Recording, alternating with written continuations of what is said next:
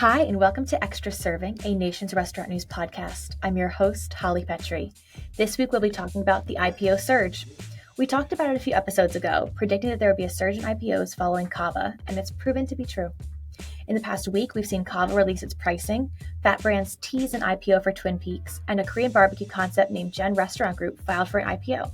What can we expect over the next few weeks? Also, we'll be talking about the future of pizza robots. On the heels of Zume shutting down operations and Picnic laying off workers, the invention that everyone lauded years ago has seemingly slowed down. Finally, we'll be talking about restaurants supporting Pride. It's June, and restaurant companies are coming out with Pride-themed merchandise, promotions, and support. In this tense political environment where brands are being boycotted for their choices on political issues, other brands are standing by what they believe in. Which one will survive in the long term? Now it's time to introduce my lovely co-hosts. I'm Leigh Anne Zinsmeister. I'm the managing editor of Nation's Restaurant News. I'm Alicia Kelso. I'm the executive editor of Nation's Restaurant News. I'm Joanna Fantozzi, senior editor with Nation's Restaurant News. It's a ladies' pod. It is. We got rid of Sam finally. Finally, our plan has worked. He'll never listen to this, so he'll never actually know we were talking about him. All right, so how are you guys doing? Welcome to the podcast, Alicia and Joanna. I don't think you two have ever been on together. No, we haven't. Been on together. Nope. It's good stuff. Very exciting. Very exciting. Some of my favorite people are on this podcast, so I'm very excited for this. I love it when we get special guests in here and they get to watch this happen live. Well, Alicia is an avid listener. She knew we were going to ask her about Toledo, so she was ready. I'm not ready with a response, though. I just knew that I have mixed opinions about Toledo. That's all. What are your opinions about Toledo? We need to continue the through line. Fine. I grew up 20 minutes south of Toledo in a college town called Bowling Green, Ohio. And I basically, now that I live in Louisville, Kentucky, tell people that I'm from Toledo. Otherwise, they think I'm from Bowling Green, Kentucky, and that pisses me off. So I've kind of later in my life have embraced Toledo as this sort of de facto hometown. Growing up, I went to Bowling Green State University, and Toledo was our biggest rival. So I loathe the University of Toledo. Everything else about Toledo is fine, but the University of Toledo is not fine. It's kind of like how I feel about Columbus. I love the city of Columbus, Ohio, except for Lane Avenue and all of the Ohio State University around it. So And that's Sam my Okus. opinion. Well, Sam Okus, yes, I have to like him. I think that's contractual. I have to like him. I'm contractually obligated to like him. Contractually obligated to like Sam. Wait, actually, can we just turn this into a Sam roast? I'm just It's only fun if we think he's going to listen to it later and we know he's not. So I don't think we should let him occupy any more of our time and space here. No more of our time. It's ladies' night, and we're feeling right. I don't even know if I'm allowed to say that because we don't have the rights to it, but I'm going to say it anyways, and because I didn't sing it and hope for the best. It's also the afternoon. Whatever, Joanna, don't ruin my buzz. I'm on a fast food buzz from everything that we ate. 12:41 in the afternoon, and we're feeling a little groggy from the food and the wildfire smoke. Yes, so we filmed a menu tracker video today. For those of you who follow us on all of our channels, we filmed a menu tracker video for YouTube today. So Leigh Anne, Joanna, and I, who are in the office, sending you virtual food, Alicia. We all got to try some very cool food items that have been like, new items on the menu, as is the name of Menu Tracker. And so we tasted the Doritos Papadillas. Those were surprising. You'll have to wait and see what Brett thinks, because we think very different things than Brett. But Brett had some great commentary on some of them. We also tried the cheesesteak pizza. That from is such Pizza. a benign word. It tasted surprising. I mean, that's the most benign review I've ever heard. She didn't want to spoil the menu tracker video, I think. Yeah, good surprising, bad surprising. You'll have to watch to find out. And Brett's comments are always entertaining, if nothing else. Brett is good for entertainment. So that's always something that we can look forward to. But we tried the ghost pepper wings from Popeyes, and we tried a sandwich from Fuku. That's in honor of Pride Month, where the proceeds go to an LGBTQ plus organization. Not sure which one because Brett didn't tell me, but I'm sure it's a really good one. As Leigh Anne rolls her eyes, for those of you who can't see Your her. research for this is just impeccable. Well, what was that stat that Sam brought up once? That 90% of people who listen to podcasts think that everything they say is true. So people are really just relying on us for facts, and I'm bringing them 0. The audio equipment makes you sound more authoritative. Thank you. I appreciate that. I feel like I have authority over this podcast. I may not use it right, but I definitely have authority over it. You having a power trip right now? Every week, Joanna, every single week I have a power trip, and it's wonderful. All right, so let's talk about news. Dealer's choice about what we talk about today. And I think we're going to first talk about Pride because we have a Pride lunch going on in the office right now. And so in honor of that, I say we talk about the Pride merchandise first. So we're seeing a lot of companies come out with various sorts of merchandise for the month of June. But we've also seen some backlash recently, not over Pride Target, but we've seen backlash from Chick-fil-A being too woke, which is another term that people use when it comes to Pride. And so it's a difficult time to be a company that's saying something in relation to your values. And a lot of companies feel that being supportive of LGBTQ plus people is in their values. That's part of their value set. Chipotle came out with things recently. And so what do you guys think about this whole issue? Is it even an issue? Do you want me to go first since I'm the token? I was not gonna say it, but well, this issue is obviously very personal to me. I came out about 30 years ago. I don't. The environment right now is just it's so strange. And in fact, the Human Rights Campaign came out just yesterday and declared a state of emergency for the LGBT community. They've never done that. And my wife and I were actually on the fence about whether or not to go to Indiana's Pride, which is just across the river, last weekend. And we decided not to because frankly, we were kind of scared to bring our kid there. The environment is incendiary. The voices are amplified. Social media has amplified it. People feel more empowered, to call for boycotts, to call for X, Y, and Z in the way that they're doing now. I have personal feelings about it. It's deeply personal to me, obviously, but from a corporate branding standpoint, this is nothing other than the rainbow washing that we've seen throughout the past several years. And there's a noticeable tamping down. In 2020, all these companies came out, they changed their avatar on May 30th to rainbow logos. And the same is true around Juneteenth. This isn't just an LGBTQ issue. Woke, I think nobody can really define it who's against wokeness, but I think it entails anything that might be perceived as different.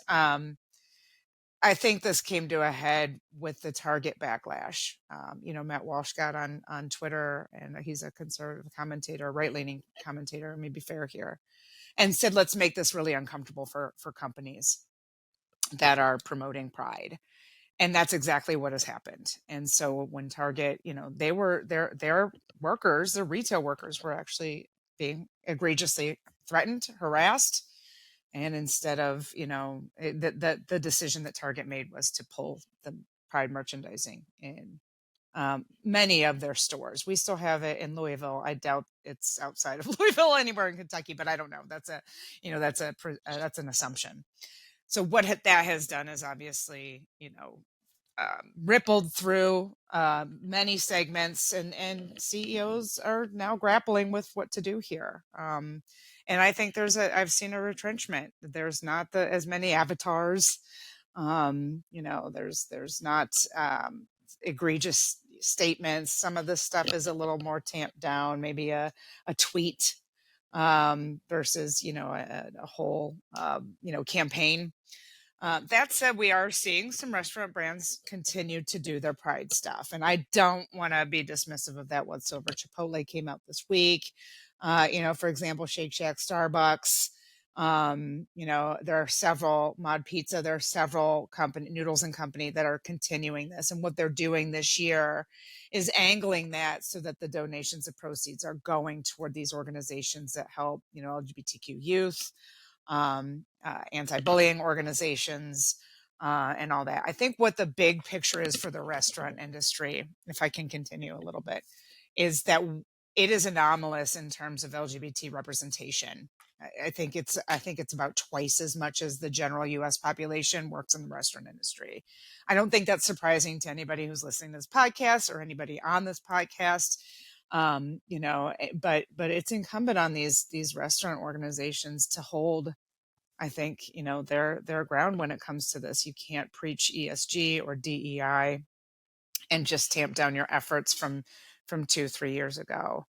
And again, just a personal anecdote, when companies started doing this rainbow washing or whatever it was, when they started doing these avatars, it was a huge, massive shift, mentally for me. And I am old enough to deal with some of this stuff emotionally, mentally. So imagine what that must have been like for younger people who are grappling with the closet or grappling with, their mental health as it pertains to who they are. So I hope this retrenchment is short-lived, but I think it's important, again, in the restaurant industry to understand this is a huge chunk of our workforce. And what are we going to do? What side are we going to be on? So Yeah, and I think what's so interesting, you mentioned rainbow washing, and I kind of agree with that in that, in previous years, I do feel like companies had been almost criticized because it just feels like, and I've heard from people in the LGBTQ plus community that when you just throw a rainbow flag on something, it doesn't necessarily mean anything. In fact, like a lot of these brands, like restaurant brands that would come out with pride LTOs or whatever, it was just kind of extra colorful or whatever. And now I guess you have you have a little bit more behind it now that the proceeds of those items do go to organizations, which I suppose is very important. But it sometimes feels like I've heard from the community that, it sometimes feels like pandering. And now even that kind of milquetoast pandering, oh, it's super easy. Literally just put like a rainbow flag logo on your Twitter page for a month, and that's all you have to do. Even that now to be controversial is really, it's I guess is really a step backward, I guess. And like you said, Alicia, hopefully it is short-lived. yeah, and if I can feel add like one it's, more thing real quick, I'm sorry, Holly. of course, Alicia. At the end of the day, we have a labor crisis in our industry, full stop. And this is presenting a challenge. This is an added pressure that we don't need. If you look at those stats and our oversized representation in the LGBT community in our industry, we have a labor shortage. We have a retention issue. We have a recruitment issue, and we can't get that corrected after 3 years, and we're leaving money on the table. And so how do we ensure that we are doing the best to solve for that issue? It's not by rainbow washing. It's not by retrenching our messaging that we were very proud of 2 years ago. And we got to figure out what this is and where we stand. And that's just my final opinion on that. Sorry, Holly. No, I was going to say that this was a really important conversation, and I'm glad that you were honest, Alicia. It's really important for people to hear the truth. So thank you for that. My truth is different than other people's truths. So, and I want to be clear. And I think what is exhausting is I came out almost 30 years ago. I'm still making the same arguments. We're not trying to be in your face. Don't come to a pride parade if you think that we're in your face. I don't get offended when I walk by the hunting section of a store. So I just keep walking. So you don't have to be offended when you walk by the rainbow section. It's just exhausting, but it's important, especially being older and having those lived experiences and going through the ups and downs and the personal grappling of this to continue making that point, and I think it's important to keep having these conversations and I'm lucky because I'm old enough again to have that hindsight and to have the pride that I did get through some of those really dark times. But it's incumbent on us to help, those who are still struggling with that. So. And I'm not really sure how much merchandise at Chipotle is going to help it, but it doesn't hurt. It doesn't. There's, seeing representation means more than I think you can imagine.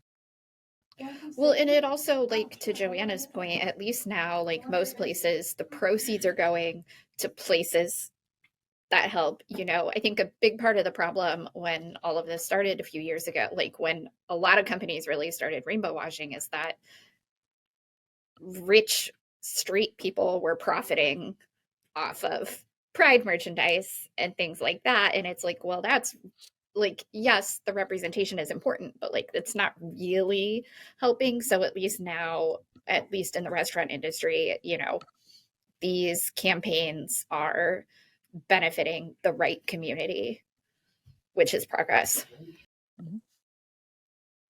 It's nice to hear that we have some kind of progress. It may not be big and it may be in little tiny ways, but progress is still nice. It's still moving in the right direction. And I feel that that's what we can all gather from this, is that it may have gone backwards in some spots, but we do have progress in other areas. So we're inching forward slowly, maybe centimetering forward, but we're well, and I think that's why this is such a precarious time, because if we lose corporate support, that's devastating. I mean, there are 417 anti-LGBT bills that have been filed so far this year across the country. And that corporate support is critical. It might be going to the profiting off of it, but that's big profiting muscle, that big voices, big muscle behind the cause. And most Americans support this, so it's not it doesn't seem risky on paper, but all of a sudden in the past year it's become risky for some reason on paper because of those elevated voices in certain channels. Sorry, Joanna. Oh, I was just going to say, kind of to quote Martin Luther King, one of my favorite quotes of his is, "The arc of the moral universe is long, but it bends toward justice." That's a beautiful note to end this segment on, Joanna. This has been a really nice talk. I'm glad that we had this, guys, and I think it's important for the industry to hear this as well. So we hope you all enjoyed it. And now I'm going to not so graciously move on to talk about IPOs. Our favorite topic. Rainbow IPOs. I don't know, I'm trying to figure out a transition. Talk about profiting. There you go. That's a better one. So lots of companies have IPOs coming out or are talking about IPOs. I said earlier, we were talking about this a few episodes ago, that we were saying people are going to start coming out with IPOs. When one happens, the domino effect. And we're seeing that domino effect right now. Twin Peaks has talked about coming out, or Fat Brands has talked about maybe putting Twin Peaks up for an IPO. We had a Korean barbecue chain say that they're doing an IPO. We had CAVA list its price, which is exorbitant. But we'll get into that. Reminds me of Sweet Green very much, but that's for later. That's for you guys to discuss, not me. Just throw my commentary in like little I was going to use a CAVA metaphor, but there's no CAVA metaphor. Glad Alicia likes my jokes. I do. Someone's laughing. It's not Leigh Anne, but someone's laughing.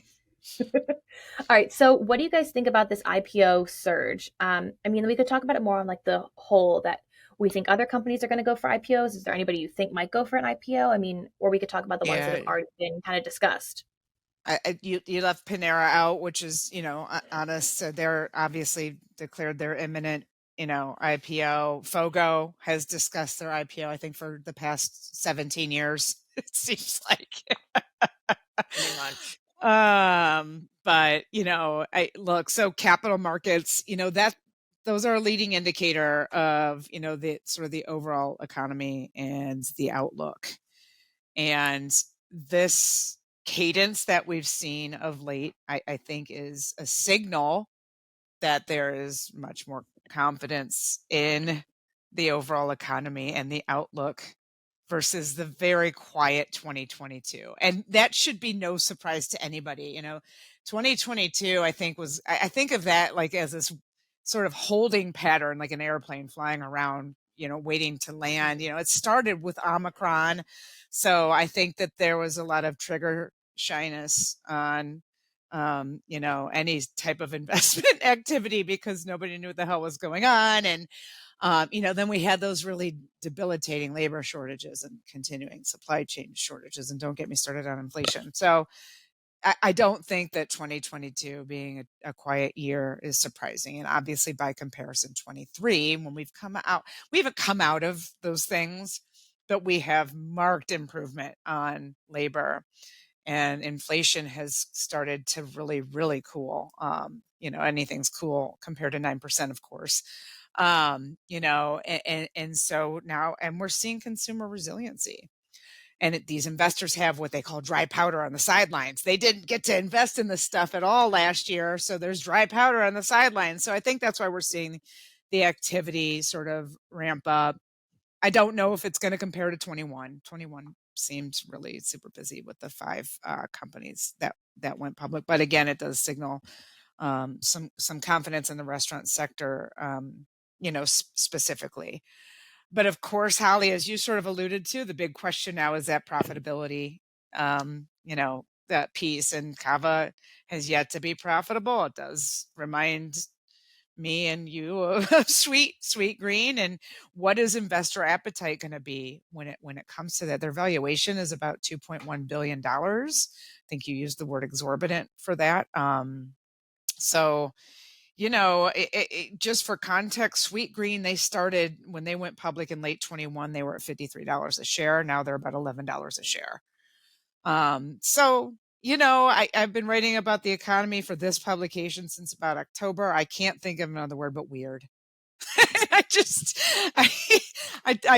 just a weird environment. And this is another example of that. And, the consumer is so resilient. Their unemployment levels are still low. They are showing a significant appetite and pent up demand for the restaurant space. But there are some simmering issues happening with debt and, the student loan forgiveness program is going to end in August.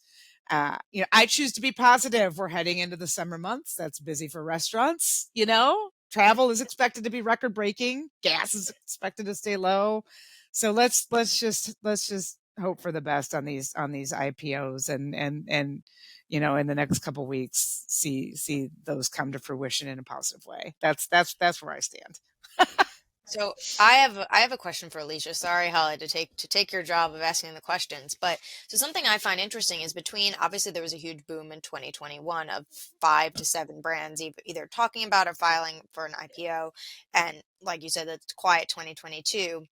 But now in 2023, I think it's really interesting how between the last couple of years, it seems like more brands are, obviously more brands are going public. So what is the difference between now when more brands are going public over the past couple of years versus the huge boom of brands being taken private several years back? Mm-hmm. I don't remember at this point what year that was, but because it was kind of 17. before I was covering this, but 17, 18, I think, wasn't it? I mean, if I may, Alicia, I know the question was directed at you. Please. I think like anything with the economy, it ebbs and flows. You know what I mean? Like you're in a recession and then you're up at a peak and there's huge inflation and then there's huge deflation and then all the companies go public and then all the companies go private. And like, I think like you and I who have been in the industry for a while, but not like a long while, like some of our colleagues, are just seeing our like first little ebb and flow of the IPO public privateness of it all. But from conversations I had in 21 when this was happening, and just from like looking at overall trends, I think it really does all happen all at once. And of course, it's always related to the large economy as a whole, but kind of operates as its own separate like sub ecosystem. That's my impression of how this all goes. as someone that covers Panera, I'm hoping that they do go public soon, because I mean, obviously they are gearing up for it. Because I personally am really excited to kind of, and this is very nerdy, but I'm excited to dig into their financials, because I feel like they've hit a bunch of home runs lately, especially with that Sips Club, and so they're up on they're kind of like leaders in the technology space as well. So it'd be interesting to see if that's reflective in their numbers. I'm curious Totally. to know what their digital sales are, I'd say that their digital sales are. I'm very curious about that because they have all those, they're really trying to push their loyalty. They have 53 million loyalty members. So I'm very curious to know what their digital mix is going to be when they talk about sales. And they've also partnered up with a couple of like slightly smaller brands in Einstein and Caribou. And it's always fun when those big restaurant companies are public and you can watch, like, well, how's KFC doing versus Taco Bell and things like that. So yeah, I agree. I think we're all like nerdy excited for Panera's IPO. Well, one thing that's super interesting to me is that Fat Brands is talking about taking Twin Peaks public. They just talked about it. There's no paperwork. There's nothing formal. But I think that that's a super interesting case too, because as far as I know, I don't think Twin Peaks has really been like doing incredibly lately. Like they're not like, whoosh, they're doing well. Don't get me wrong. They're doing well. Whoosh. But they're We not did like, cover them whoosh. for, they are one of our profile brands for the Data Central Top 500. And they are on a really steep growth trajectory. I think they're growing about 20 to 25 locations a year. I had the privilege to talk to their CEO a couple of weeks ago, Joe Hummel. They just hit their 100th unit right outside of Indianapolis, and they expect to double that footprint by 2027. And they also expect to surpass the $1 billion sales mark by that time as well. So whoosh, probably. I mean, it seems whooshy to me, but they're also kind of weird. I don't know. I mean, their competition is Hooters, and they seem to be really differentiating themselves in several ways from that competition to make themselves sort of a category of one. A very experience-driven brand with their lodge environment, their atmosphere, their bar, their curated menu. They're ice cold beers. They're known for Their those. 29-degree beers, which I don't know about you, that sounds absolutely fine to me. And so I think, I think that there are several ways they're trying to, differentiate themselves in a crowded space, and having that experiential, backdrop is a big one right now, because that's what people are interested in. And I think that's that could be a whole different conversation in and of itself. When we think about when is, or if and when is there going to be a shoe dropping with the consumer, I don't know. But if it does, those kinds of experiential places, like, that are the kind that are really promoting the experience, like Twin Peaks with their 75 to 100 TVs and sports packages, I think they'll do really well. As we learned on Dave & Buster's earnings call last night, when consumers start to retrench their spending in hard times, they choose to do that kind of stuff, those experiential things versus vacation. So who knows? This is not adding anything smart to the conversation, but I just wanted you all to know that that Twin Peaks, in celebration of their 100th location opening, they sent me a log. What kind of log? Like, I mean, How like useful. I guess like it was more like a tree stump. Like a KFC fire log? No, it was like it was a tree stump, and it had Was it like a Twin coaster? Peaks. No, it was a tree stump. I'm kind of sad. I And they didn't get sent me a log. couple of other, like a keychain and that kind of stuff, but it was kind of weird. I guess I it want was a like, log. look, we're a lodge. I think that's what it was. Oh, I get that But now. I didn't know what to do with the tree stump dog thing. So it's Well, not. if you threw It's it out, not don't like tell a. us. It's not a KFC fire log, though. Yeah. We are mentioning that it's not the same thing as the stuff that. No, Have you ever this burned is a again. KFC This fire is log? yeah. We have been. You sent burned that. them? Oh Have you no! burned We've it? been sent. No, I wasn't sent that. I know Brett What? was. I think. The KFC fire log? Yeah. Have you ever burned it in a fireplace? Oh, I have burned several KFC fire logs. I've got one behind me on my bookshelf too. So what do they If you're- smell like? They smell like chicken, fried chicken. Ooh, That's really cool. that's really cool. Because they don't smell like it when you just smell them. Because I've never Yeah. burned one, I just smell it.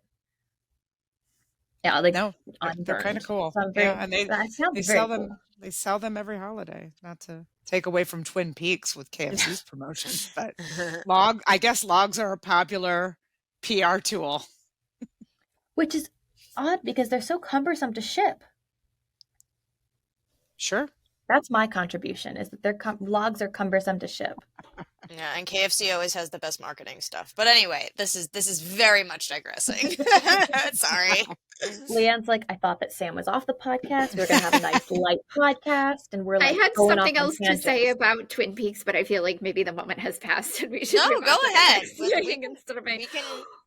Well, I was just going to say, Fat Brands is a public company, right? Itself.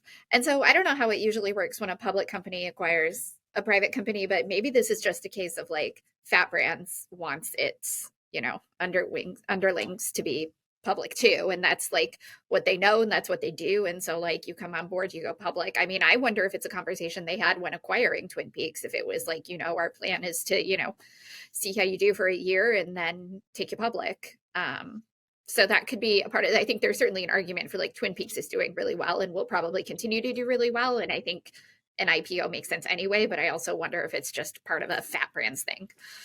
Sure. Yeah, and as the resident Fat Brands, except for the Twin Peaks thing, I didn't read that, but as a Fat Brands reporter here, I do think that we have been hearing very strong murmurs that they will be selling a couple of their brands. So this could be an indicator of that. Who knows? Maybe. Well, it kind of reminds me of when I have no intel on if they're selling things, but it reminds me of the RBI purchase of Firehouse Subs. They took them public. There was no big like hoopla about taking them public. They just were like, here's their report on our next earnings call. Like, here's their financials. So I think that it's interesting that like Fat Brands is making this whole thing about it. Like RBI was just like, here you go, here's everything. So I don't know. That's my take on it. Yeah, maybe that's because they're not. Yeah, I mean, nothing. There's no done deal, and the environment is weird. So I think the non-committal commitment is part of that weird environment. Perhaps let's just have a discussion and see what the reaction is, perhaps, and test the waters a little bit. Should we take bets on how many companies we actually think are going to go public this year? Is FOGO after That's 17 years? If you think it's going to go public. That's on your bet. I don't know. Ron Rutless. Is FOGO a yes go or a no go? That's a Holly joke. That is. But I mean, like Panera Brands has been talking. They made that Panera Brands years ago. Like that wasn't just this year. So I mean, I don't know if Panera is going to go public. I don't know if FOGO is going to go public. So I think it'll be interesting to see how all of this shakes out. We know CAVA is going public, but I think everything else is kind of a mystery, and that'll be kind of interesting to see exactly what happens, how it all shakes out. So I'm curious. I'm going to end this conversation as I am curious. It's a good place to be as a journalist. Thank you. So now we're turning to you, Joanna, because we have to talk about Zume. And you are our expert on tech. To clarify, Zume is no longer, but for all the listeners worried about where their meetings are going to take place now, that is not the same Zume. I have had that in my pocket since the beginning, and I was very excited to say it. Leigh Anne is shaking her head at me. I was really excited. The jokes go better when you don't immediately talk about how excited you were to tell us. or laugh at yourself. So happy for you. Oh, I do always laugh at myself. So Zume, I was thinking about, what I was thinking about my thoughts about this. That's not really English. But I think that now that Zume is no longer, I think that kind of looking back, I don't actually think that this says as much about the pizza robotics industry as a lot of people were worried about or speculative of.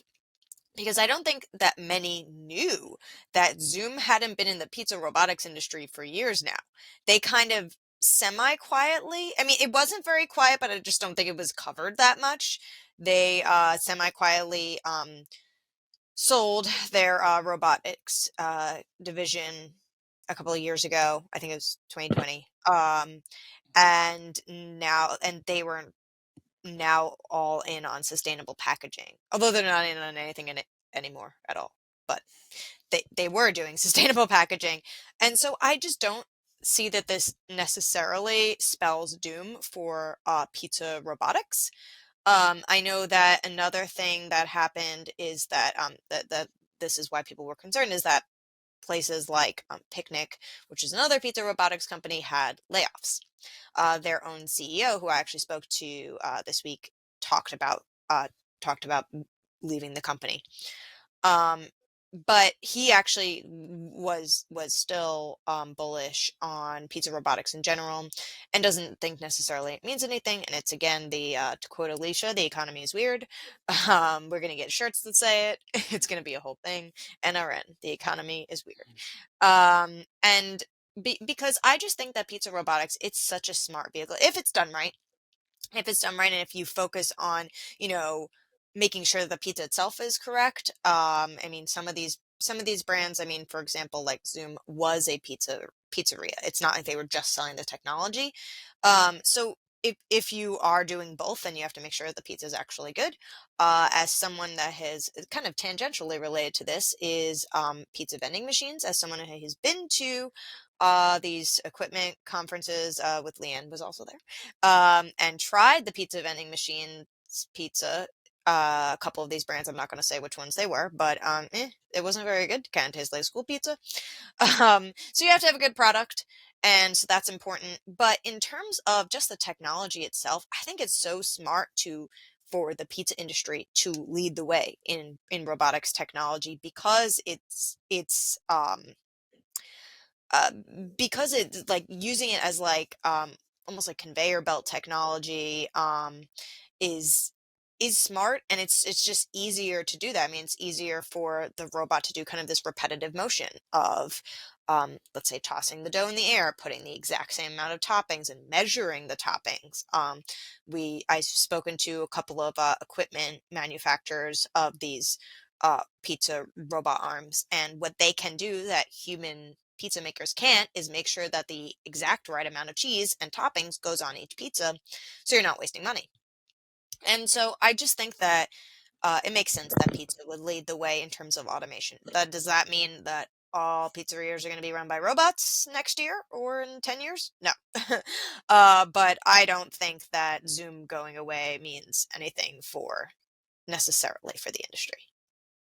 Okay, Yeah, I'm done ranting. I think that the thing that was always interesting to me about Zoom when it first came out is the last mile piece of it. Like, they sort of position themselves as, we're going to make sure that our customers get the freshest, hottest pizza, and to do that, we're going to make these trucks that cook the pizza on the way, right? And that is wildly cost inefficient. And I think that, I wholeheartly agree with you, Joanna, that pizza is one of the best, if not the best, category for automotive disruption, because it's repetitive and it requires consistency. But it's the fresh, hot piece that I think that they were maybe angling on a little bit too hard. And I can't, I remember covering, like, in 2018, for example, Pizza Hut came out with this mobile pizza factory that kind of was the same idea. They outfitted all these Tundra trucks with this oven in the truck to cook the pizza on the way, to the customer. With that, we've just gotten smarter. Technology has just gotten more efficient, smarter, better. We don't have to cook the pizza on the way to the customers anymore. We have technology that is geofencing. Pizza Hut, they have Dragon Tail, which basically measures when the customer is going to be, where the customer is going to be, so the pizza is hot and fresh. that was, I think, one of maybe their biggest downfalls, is just really pushing the gas on that one piece. That it was like, we're going to do this en route to you, and technology has gotten smarter and more efficient since. And that was, like I mentioned, that was wildly cost inefficient. I don't know what Pizza Hut is doing with its Tundra Pi Pro from 2018. My guess is they're probably not doing anything with it, but it might be worth a follow-up 5 years later. But I think that it just got too cumbersome, like maybe that they were I overthinking a solution to a problem, maybe the wrong problem. I don't know. And I think that instead of honing in their focus on the automation, the back of house automation for the consistency and the speed and all that, instead of the vehicular or the travel. But yeah, I think you're right that pizza is still very ripe for automation, and I don't think we're going to see the end of these kinds of efforts being put forth to see how we can get there. Yeah, I mean, You go ahead, Joanna. Oh, I was just gonna say I had done a story fairly recently. I thought I had done it a couple of months ago, but apparently I did it in August, and I have no concept of time. So, on how kind of robots are taking the pizza industry to the next level. And it was interesting because there was actually a quasi mobile company associated with that I talked about with that, and that's Stellar Pizza. But it's a little bit different because they're not making the pizza like on the way to you. They are making automated pizza trucks / food trucks. And so I think that generally that kind of stays in one place. And yeah, I think that I'd have to catch up with them to see what Stellar Pizza is up to, because I again haven't talked to them since last summer. And I think that I think that what they said at the time was that they weren't necessarily replacing people, but that they were allowing their people to do more of the customer service end of things, which is what we've heard from all of these automation companies, is that we're not replacing people, we're just replacing the menial or repetitive tasks. So I think it might be worth kind of like a follow-up to see which of these pizza robot companies are expanding, which are struggling. Maybe Picnic might be up there with struggling, though not 100% sure there. So something that Sam brought up on the podcast, maybe 2 weeks ago at this point, was Donato's. Donato's has a pizza robot that he got to experience. Because they're known for putting 100 slices of pepperoni on their pizza. And so the pizza robot does that for you. Sam said he did it himself and it took him forever. So obviously this is something that has real world uses, and they're using pizza robots to their advantage. They're not doing it for flash. It's in the back of the house. Like, it's not something that's there to entice customers. It's just there to literally do a job that is hard for humans. And so I think that's what pizza robots are going to eventually morph into, is more this duty bound, taking people away from the jobs that they may not want to do, that may be hard, that may be cumbersome. And really, that's what we've been talking about robots doing for a while, is robots taking the place of, like, the fry cook. Like, who wants to stand over a hot fry basket all day? Robots are doing that. Like, so I think that that's the future of robots. And I think that these pizza robot companies are sort of seeing the backlash of what is not really an efficient use of robots anymore.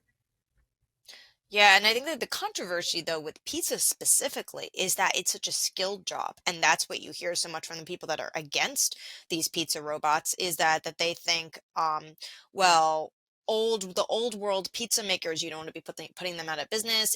It's an old world skill. It's being a pizzaiolo, you usually have to, like, maybe not go to school for it, but you can go to school for it. You have to have a lot of experience. As someone that I literally worked in a pizza shop for one day, tossing a pizza pie is like ridiculously hard. uh, I worked in I just to clarify, I worked in it one day because they said that his cousin is back from Italy and can work there now and he doesn't need me anymore. It wasn't that I rage quit or anything like that, but it was very difficult. Making a pizza is challenging. And so I think that because it's that skilled labor portion that they're worried that critics of this are worried that it would take away that opportunity from and that job from that skilled pizzaiolo. I think there's a place for both. I think that that's what, just like there's a place for fine dining and a place for quick service, I think there's a place for both robots to run pizza and for pizzaiolos to run their own pizza shops. I think that that's what we've learned from the restaurant industry, is that there's a place for everyone and we can all coexist together. And that is my optimism for the day, Alicia. I appreciate that. and I agree with it. And I think one point that you made, Holly, that I think is really important is, less flash. Automation is going to be, it already is. It's showing itself to become very critical. We talked about the labor shortage earlier. I don't know if that's ever going to change. The retention issue is not going to change. It never has. This industry is, we're working on it. We're trying to do 401ks and benefits and more flexible schedules and all that stuff. At the end of the day, the restaurant industry it's going to have a hard time retaining people because of its inflexibility. So less flash, more efficiency. And I think that is the biggest application for automation. And I think companies, especially now, post-pandemic, we talk about Zume. It came out before the pandemic. It was super ambitious. Who would have thought we would be, on the other side of this, having a wildly different conversation than when Alex Garden started that in 2018, whatever. But, kudos for the idea, but automation has a very different angle now, very different purpose. We don't need flash. We need substance. We need efficiency. We have throughput that we need to fulfill with less labor. And that's where the conversation has shifted very sharply. If you want to read more about, I normally don't plug myself, but that is the premise of my feature for our July issue, is how technology, specifically I will say it is the AI, not quite automation, not robot part of things, but how AI is becoming less about flash and more about just being the behind the scenes workhorse. So if you want to read more about how invisible AI technology is changing the way that operators work, then you should pick up our July issue. Subscribe to our magazine, please. We still have a print magazine. Subscribe to it. It's my plug for the day. All right. Well, guys, this has been wonderful. Thank you so much for joining me today. Thanks for having us. Thanks, Holly.